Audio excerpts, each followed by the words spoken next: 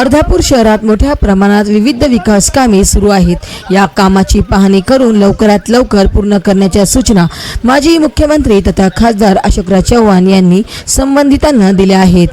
शहरात आरोग्य विभागाच्या वतीने 2 नवीन आयुष्यमान नागरिक आरोग्य केंद्राचे उद्घाटन दिनांक 18 जून मंगळवार रोजी अशोकराव चव्हाण यांच्या हस्ते करण्यात आल्या।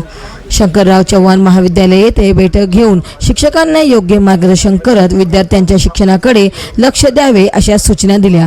तसेच शहरात पाझर तलावाच्या कामाची पाहणी करून योग्य त्या सूचना संबंधितांना दिल्या। शहरातील सुरू असलेले ड्रेनेज व रस्ते नाली विविध विकास कामाची पाहणी करण्यात आली।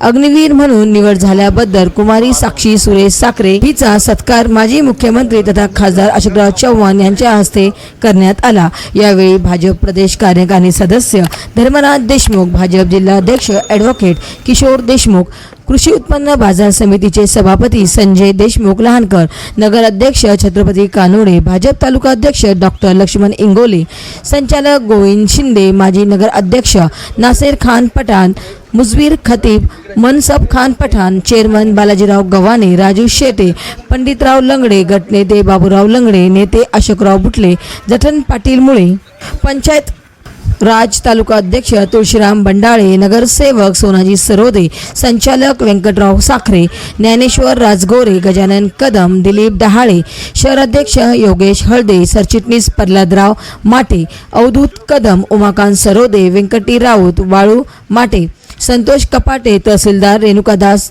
देवणीकर, नायब तहसीलदार शिवाजी जोगदंड, बांधकाम विभागाचे उपविभागीय अभियंता विशाल चोपडे, अभियंता बामणीकर, मुख्य अधिकारी शैलेश फडसे, पोलीस निरीक्षक चंद्रशेखर कदम, पोलीस उपनिरीक्षक आयुब शेख आदींची उपस्थिती होती।